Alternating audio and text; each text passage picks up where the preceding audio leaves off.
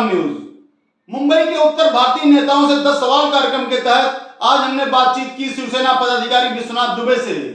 श्री दुबे का जन्म 1963 को मुंबई में हुआ था।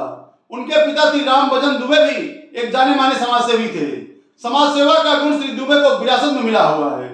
उनका परिवार पीढ़ियों से डेयरी, भवन निर्माण और लॉजिस्टिक व्यवसाय से जुड़ा हुआ है। श्री दुबे लंबे समय से शिवसेना से जुड़े हैं और इस समय वे कल्याण में शिवसेना के उप जिला प्रमुख हैं।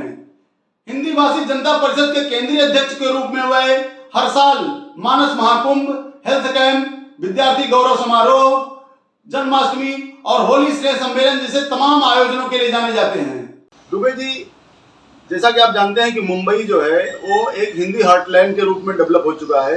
हिंदी भाषियों की संख्या यहाँ काफी ज्यादा हो चुकी है। आपने राजनीति को लंबे समय से देखा है, क्या ऐसा महसूस करते हैं कि हाल के वर्षों में जो मुंबई की सामूहिक राजनीतिक सोच थी उसमें कुछ परिवर्तन आया है? सर, ऐसा है कि उसमें परिवर्तन कुछ नहीं, बहुत परिवर्तन आया है। क्योंकि स्थिति यह है कि मैं 1963 में मेरा डेट ऑफ बर्थ है और मैं मुंबई में ही पैदा हुआ। मुंबई में मैं पला बढ़ा। मेरे यहाँ मैं उस परिवार से बिलोंग करता हूँ कि हसू अडवाणी आते थे पिताजी का पैर छूने के लिए कि मुझे आशीर्वाद दीजिए। उस समय जो हिंदी भाषी समाज की राजनीति थी, एकला चलो वाली राजनीति नहीं थी, सबको लेकर के चलने की राजनीति थी। सबके विकास के लिए हिंदी भाषी नेतृत्व सोचता था। क्योंकि मैंने वो भी दिन देखा है जब रामनाथ पांडे जी को यहाँ पर मंत्री बनाया गया था। रामनाथ पांडे जी भी हमारे यहाँ आए हैं पिताजी से आशीर्वाद लेने के लिए। आज की जो सोच है, आज की सोच ये हो गई है कि बोलना तो है कि सबका भला कैसे हो, लेकिन भला सिर्फ मेरा होना है। सब एकत्रित हों लेकिन मेरे अनुसार एकत्रित हों। तो स्थिति काफी परिवर्तन हो गई है और एकत्रित करके यहाँ की राजनीतिक पार्टियों के बड़े नेताओं को दिखाना है कि मैं देखिए इतना बड़ा हूँ, मेरे साथ इतने लोग हैं, इसके लिए मुझे बड़ा बहुत किसी अपनी पार्टी में दीजिए।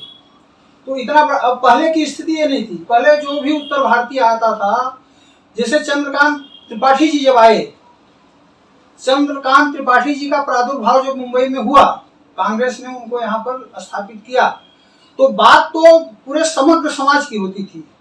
आज ऐसी स्थिति नहीं है। और सबसे मैं विरोधी उस चीज का हूँ, जब हिंदी भाषी समाज की बात आती है तो हिंदी भाषी समाज विशेष रूप से जो पूर्वी उत्तर प्रदेश का समाज है, लेकिन राजनेता लोग वो कोटा पूर्ति करने के लिए राजस्थान से लेकर के, मध्य प्रदेश से लेकर के पूरे उत्तर प्रदेश को उत्तर भारतीय बना देते हैं, लेकिन इंगित किया जाता है सिर्फ पूर्वी उत्तर प्रदेश वालों को।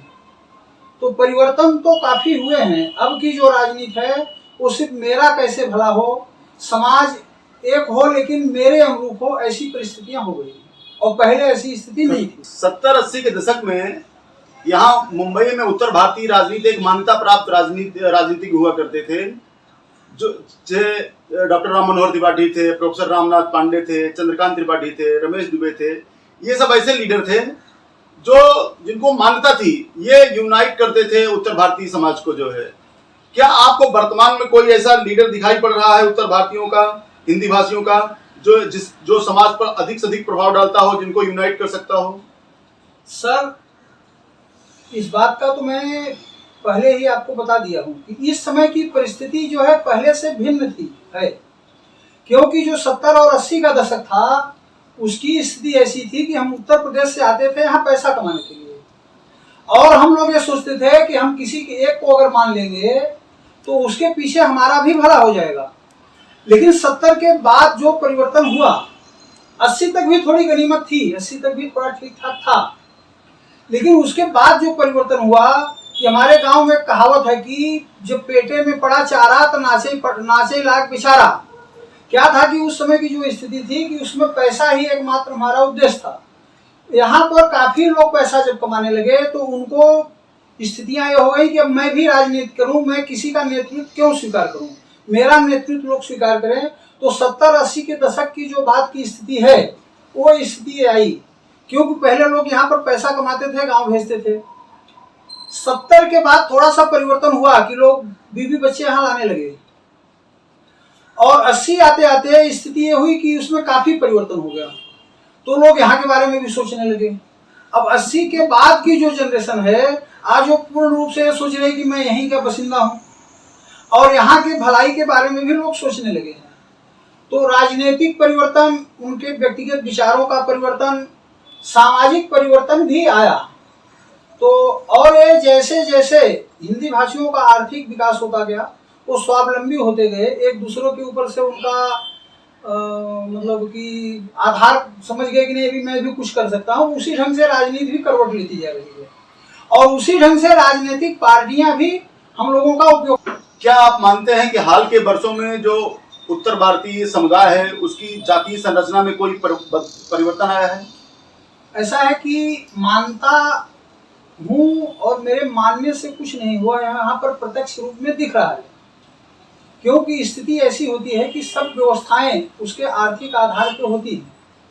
जब हम मुंबई में आते हैं तो हम यहाँ पर हमारी सिर्फ एक ही जाति होती है, भैया। लेकिन जब हमारा आर्थिक विकास होता है तो हम अपने बारे में भी सोचने लगते हैं और ये हमारा सबसे बड़ा दुर्भाग्य है, उत्तर प्रदेश वालों का सबसे बड़ा दुर्भाग्य है कि हम अपने को भैया न मान करके, जो उत्तर प्रदेश की राजनीति है, जातिकरण की राजनीति है, वर्गीकरण की राजनीति है, वही राजनीति हम महाराष्ट्र में भी पनपा रहे हैं। पहले उत्तर भारतीय संघ एक था, बांकेराम तिवारी जी उसकी स्थापना किए थे। आज स्थिति है कि हर गली में यादव संघ, ब्राह्मण संघ, ठाकुर संघ बन गया। तो यहाँ पर ये जो स्थिति पैदा हुई है, इससे यहाँ के लोगों को हमारे में फूट है, इसका भली भांति से उन्हें आभास हो रहा है और ये हमारे लिए घातक है। मैं तो मंचों से हमेशा बोलता हूँ कि भाई हम एक ही जात के हैं, भैया, और हम भैया बन के ही रहेंगे तो हमारी मजबूती बनी रहेगी, हमारी एकता जो है यहाँ मिसाल कायम करेगी। इसीलिए मैं आपके चैनल के माध्यम से सभी लोगों को ये संदेश देना चाहता हूँ कि जब हम उत्तर प्रदेश चलेंगे तो हम जो हमारे वर्गीकरण की है, जातिकरण की बात है, वो हम लोग देखेंगे, करेंगे। वहाँ भी नहीं करना चाहिए लेकिन हम देखेंगे। लेकिन यहाँ पर तो हम सभी लोगों को जो है हमको बड़ा सम्मान दिए हैं भैया का, वो बड़े भाई का जो मान दिए हैं, वो हमको भैया बनकर रहना चाहिए और आपसी जात पात के भेदभावों को भूल करके। उत्तर भारतीय समुदाय पंडित जी शुरू में कुछ खास व्यवसायों में लगा हुआ था, बरोबर। क्या आप मानते हैं कि अभी हाल के वर्षों में उत्तर भारतीय ने विभिन्न क्षेत्रों में प्रदर्शन किया है? साहब ये मानने से मेरे कुछ नहीं है, आज वो दिख रहा है। आज जो मुंबई का विकास हुआ है, मुंबई MMRDA का जो विकास हुआ है, उसमें उत्तर भारतीयों का अतुलनीय सहयोग रहा है। मैं तो यहाँ तक मानता हूँ कि अगर उत्तर भारतीय समाज, विशेष करके पूर्वी उत्तर प्रदेश के लोगों को मैं बोलता हूँ, क्योंकि उत्तर भारतीयों की जब बात आती है तो मैं बार बार कहता हूँ कि पूर्वी उत्तर प्रदेश, अगर ये मुंबई की तरफ से अपना रुख मोड़ दें तो मुंबई का विकास रुक जाएगा। श्रम की बात आती है तो उत्तर भारतीय मतलब अर्श से लेके फर्श तक उत्तर भारतीयों का सहयोग और अतुलनीय सहयोग रहा है। उस सहयोग की कमी को, रिक्त स्थान को कोई पूर्ति नहीं कर सकता है। और जो नवयुवक आए हैं वो तो शिक्षा में, दीक्षा में, अर्थव्यवस्था में, इंडस्ट्रीज में, IT सेक्टर में, वैज्ञानिक सेक्टर में, आज जिस क्षेत्र में भी आप जाएंगे पूर्वी उत्तर प्रदेश उत्तर भारतीयों का एक दो नहीं बहुसंख्यक रूप में आपको दिखेंगे हमारे उत्तर भारतीय समाज के लोग। मनसे की जो राज ठाकरे साहब हैं, उनके पार्टी बनाने के बाद, मनसे के उदय के बाद उत्तर भारतीयों की स्थिति में कोई बदलाव आया है क्या? उत्तर भारतीयों की स्थिति में बदलाव आया था। उनके मन में जो भय का एक वातावरण निर्माण राज ठाकरे ने गंदी राजनीति करके किया, लेकिन समय के बाद उत्तर भारतीय उन बातों को भूल गए। लेकिन मैं राज ठाकरे को धन्यवाद देना चाहता हूँ, धन्यवाद ये देना चाहता हूँ कि राज ठाकरे ने एक हमको दिशा दिखाई। वो यह दिशा थी कि भाई आप यहाँ पर रहिए, लेकिन जिस प्रदेश से आए हो, जननी जन्मभूमि से स्वर्गादीप गरियसी, उसका भी ध्यान रखिए। जो जिस लेवल में है, जो जिस स्तर में है, उस स्तर में उत्तर प्रदेश के बारे में भी सोचे। क्योंकि एक राज ठाकरे से पूरा महाराष्ट्र हिल गया और कोई भी सत्ता हम लोगों को बचा नहीं पाई। उसका खामियाजा भी हिंदी भाषी समाज ने बहुत भोगा। और पूरे महाराष्ट्र की जो सबसे बड़ी घटना हुई थी उसका मैं चश्मदीद गवाह हूँ, दुबे बंधु हत्याकांड। उसकी लड़ाई मैंने हाई कोर्ट तक लड़ी एडवोकेट सतीश प्रधान के माध्यम से। उसमें मेरे भाई पारसनाथ तिवारी जी ने, और उस समय पूरे मुंबई में सिर्फ एक तुलसी सिंह राजपूत मेरे सहयोग में आए। बाकी उत्तर भारतीयों के जितने भी क्या आप मानते हैं कि अभी भी मुंबई में सभी लोगों को आगे बढ़ने का समान रूप से अवसर मिलता है? देखिए, मुंबई भारत की आर्थिक राजधानी है, हमारी कर्म भूमि है। तो आर्थिक व्यवस्था में, शिक्षा के व्यवस्था में तो हम समान रूप से, यहाँ की सरकार हो, यहाँ के राजनेता हो, वो उसको रोक भी नहीं सकते। और आज हमारा उत्तर भारतीय समाज जो चीज नहीं मिल रही है उसको लड़ करके वो ले रहा है। लेकिन जो राजनैतिक परिदृश्य है, राजनीतिक परिदृश्य में हम हाशिए पर हैं। कोई अपने आप को कितना भी बड़ा नेता समझे, लेकिन मैं सक्रिय राजनीति में काफी दिनों से हूं। और मैं शायद मंच से, आपके चैनल के माध्यम से नहीं बोलना चाहता हूं, लेकिन मैं बेबाक बोलता हूं और बोलूंगा। मैं यहाँ पर शिवसेना की राजनीति करता हूँ। यहाँ पर जो स्थिति एक मैं देख रहा हूँ कि जो विभिन्न पार्टियां हैं वो ये चाहती हैं कि हिंदी भाषी समाज सदैव बिखरा रहे, उसमें तमाम गुटबाजियां रहें, लेकिन सभी मेरे से जुड़े रहें। ये हमारे समाज के लिए एक दुखद घटना है और हमारे समाज के लोग इसको सोच नहीं पा रहे हैं। मैं बार बार लोगों से कहता हूं कि भाई आपस में आपसी संबंध, पार्टियों की वजह से आप आपसी संबंध मत खराब करिए। आप जिस विचारधारा के हैं उस विचारधारा से आप जुड़े रहिए। समस्या ऐसी है कि कोई किसी विचारधारा तो रही नहीं गई है। आप मेरे परिचय हैं तो आपके साथ में पीछे पीछे घूम रहा हूँ। तो बाकी क्षेत्रों में तो हमें समान जो छुटभैया है वो चाहे हमको जो समझे, लेकिन यहाँ की जो सरकार है, जैसे आज शिवसेना का जो शीर्ष नेतृत्व है, मैं बड़े दावे के साथ ये बोलता हूँ कि शिवसेना एक ऐसी पार्टी है जिसमें कि जाति पात कुछ भी नहीं है। अन्य पार्टियों में और भी, क्योंकि वहां पर सरनेम कोई पूछता ही नहीं है। स्थिति ऐसी बन रही है कि हम लोग उस एकत्रित तो हो ही नहीं पा रहे हैं कि हमको लोगों को समान भाव से देखा जाए। हम लोग खुद सोचते हैं कि हम विकसित रहें और इसका फायदा जो है यहाँ के लोग खूब अच्छी तरह से ले लेते हैं। हाल ही में कई उत्तर भारतीय नेताओं ने तरह तरह के अभियान चलाए उत्तर भारतीयों को जोड़ने के लिए। कृपा शंकर सिंह जी ने परिश्रम अभियान शुरू किया था। एनसीपी के पारसनाथ तिवारी जी ने सद्भावना अभियान शुरू किया था और कई नेताओं ने तरह तरह के अभियान चलाए थे। आप इन अभियानों को किस तरह से देखते हैं? देखिए सर, ऐसा है कि जितने भी नेता हैं, जो भी राजनीतिक पार्टियां हैं, सब पार्टियों की अपनी अपनी सोच है और उसके ये सिपाही हैं। तो उनकी पार्टियों का जिस कार्य से फायदा हो और उनका भी व्यक्तिगत फायदा हो, उनका भी विकास हो, ऐसी ऐसी योजनाएं वो चलाते हैं। तो मेरे परिषद की ओर से, मेरे ओर से उन सभी नेताओं को बहुत बहुत शुभकामनाएं। लेकिन ये सब योजनाएं चलाते हुए वो अपने समाज का ध्यान बराबर से रखें कि मेरे समाज का विकास कैसे होगा। परिश्रम यात्रा कृपा शंकर जी सिंह की बहुत अच्छी है। भाई हम लोग परिश्रमी के यहाँ हैं ही, तो उनको अगर एक करके कुछ अच्छा काम कर लिया जाए तो ठीक है। पारसनाथ जी सद्भावना यात्रा चला रहे हैं, सद्भावना यात्रा के तहत लोगों से संपर्क कर रहे हैं। उनको भी मेरा कोट कोट साधुवाद, क्योंकि सद्भावना से ही समाज एकत्रित होगा।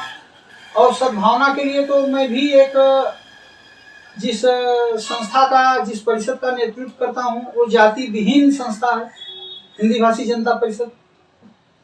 तो जिस भी प्रकार से, चाहे जैसे भी हो, अगर हिंदी भाषियों के विकास और सम्मान के लिए वो कोई भी यात्राएं निकालें, कोई भी योजनाएं बनाएं, तो उनका मेरे हृदय के अंतरतल से बहुत बहुत स्वागत।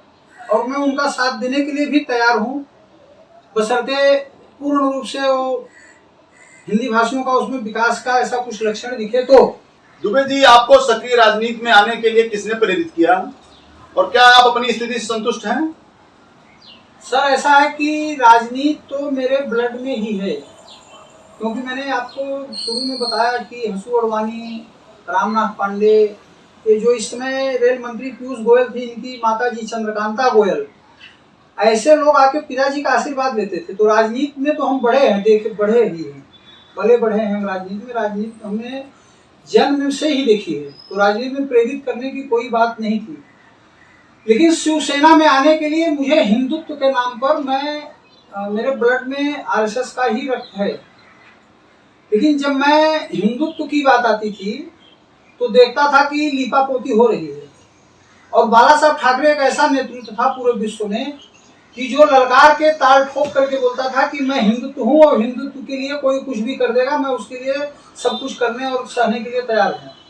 उस समय मैं शिवसेना में आने के लिए प्रेरित हुआ और डोंबिवली और कल्याण और डोंबिवली के कुछ जो वरिष्ठ हिंदी भाषी हैं उन्होंने मुझे कहा कि भाई आप शिवसेना में जाइए। इसके लिए हम लोग जो है मैं शिवसेना में आया और शिवसेना ने मुझे आज तक जो दिया उससे मैं पूर्ण रूपेण संतुष्ट हूँ, क्योंकि मुझे चुनाव नहीं लड़ना था और मैं हिंदुत्व के बहाने किसी ऐसी एक कट्टर पार्टी के नेतृत्व में मैं अपने समाज के लिए कुछ कर सकूं, इसके लिए मैं शिवसेना में गया। और आज शिवसेना जब भी सामाजिक कार्य में मैं कहीं कमजोर पड़ता हूं तो शिवसेना मेरा पूर्ण रूप से सपोर्ट करती है और मैं अपने राजनीतिक जीवन से संतुष्ट हूँ। क्या आप मानते हैं कि उत्तर भारतीयों के लिए अभी बहुत कुछ किया जाना बाकी है? उत्तर भारतीयों के लिए बहुत किया जाना बाकी है, लेकिन सबसे बड़ी समस्या फिर से वही आ रही है कि उत्तर भारतीयों में जब तक इकाई नहीं आएगी, पिछड़ोगई पना उत्तर भारतीय नहीं छोड़ेंगे। मैं हमेशा कहता हूं कि आप सब उत्तर भारतीय स्वतंत्र हैं, उस पार्टी का सहयोग करिए जो पार्टी हमारे लिए कुछ करे। आज यहाँ पर उत्तर भारतीयों ने एक मुकाम हासिल किया, आर्थिक मुकाम हासिल किया, साहित्यिक मुकाम हासिल किया, लेकिन इस प्रदेश में जो सम्मान का मुकाम है वो हम हासिल नहीं कर पा रहे हैं। और उसका मात्र और मात्र कारण है कि हमारे में एकीकरण नहीं है, एकता नहीं है, और इसका यहाँ के लोग भरपूर रूप से लाभ उठा रहे हैं। जो आप चाहते हैं उत्तर भारतीयों के लिए, आप उसे किस माध्यम से पाना चाहते हैं? मैं सिर्फ यही चाहना चाहता हूँ कि हम लोगों की एक विशाल बैठक हो और एक निष्पक्ष व्यक्ति उसका नेतृत्व करे, और जो भी यहाँ की राजनीतिक पार्टियां, क्योंकि शासकीय आदेश बगैर शासन के हम अपने दम पर चाहे जो भी हासिल कर लें, अगर इस आगे आपकी सामाजिक जीवन में, आगे भविष्य में आपकी क्या योजना है? मेरी योजना सर ये है कि उत्तर हिंदी भाषी जनता परिषद एक सामाजिक संस्था है जो कि 1989 में उसकी स्थापना डोंबिवली में की गई है और इतने सालों से अनवरत वह संस्था समाज के लिए अहिर्निश काम कर रही है। मेडिकल क्षेत्र में हम काम कर रहे हैं, हम शैक्षणिक क्षेत्र में विद्यार्थियों को प्रोत्साहित करने के लिए काम कर रहे हैं, हम सांस्कृतिक काम कर रहे हैं। जैसे 2019 में हमने मालिनी अवस्थी का कार्यक्रम कराया, 2014 में हमें संत श्रोमणी प्रेम भूषण महाराज जी को डोंबिवली में लाया अपनी रजत जयंती मनाने के लिए। जहाँ से समाज में जो भी आवाजें आती हैं, मदद की आवाज आती है, आवश्यकता की आवाज आती है। कोरोना काल में मुझे बड़ा गर्व है कि इसी समाज के माध्यम से 4 महीने में हिंदी भाषी जनता परिषद के माध्यम से 90 कुंटल अनाज बांटा गया। और एक किसी विशेष क्षेत्र में हमने नहीं बांटा, क्योंकि हमें चुनाव की बात नहीं थी कि एक हम विभाग निर्माण कर लें, एक विधानसभा क्षेत्र करें। हमने कलवा से लेकर के अम्बीवली, टिटवाला, शहद, यहाँ तक कि मुंबई में जहाँ से आवाज आई तहाँ हमारे कार्यकर्ता अनाज पहुँचाए। 90 कुंटल अनाज बांटा हम लोगों ने, समाज ने हमारा उसमें भरपूर सहयोग दिया। उसी के कारण हमारा एक कार्यकर्ता, जवान कार्यकर्ता 32 साल का, जो कि कोरोना की बली में शहीद हो गया। मेरे घर के 7 बच्चे अनाज बांटते बांटते कोरोना से ग्रसित हुए, लेकिन माननीय हमारे जो पालक मंत्री एकनाथ शिंदे साहब हैं, उन्होंने कहा कि दुबे जी आप चिंता मत करिए, आपके बच्चे तो मेरे बच्चे हैं, आपके समाज में भी अगर ऐसी कोई स्थिति आई और जहां जहां समाज के लिए मुझे आवश्यकता पड़ी है, जो मेरे पास फरियाद लेकर के आया है, माननीय हमारे पालक मंत्री एकनाथ शिंदे साहब के माध्यम से निःशुल्क, उस समय जबकि सरकारी व्यवस्था पहले कोरोना काल में नहीं थी, तो सरकारी व्यवस्था नहीं रहते हुए भी उन्होंने अपने जेब से वो पैसा भरा। और हमारी संस्था ने, जिसके घर के कमाने वाला व्यक्ति जब हॉस्पिटलाइज हो जाता था तो उसके घर में बच्चों से लेकर के उसकी औरतें तक अनाज ही हमने नहीं बांटा। जिसके घर में गैस खत्म हो जाती थी, गैस भरा, मोबाइल का रिचार्ज करने के लिए हमने पैसा दिया। मतलब जो भी आवाजें आई समाज के लिए, हम आज इस कोरोना काल में हमने किया।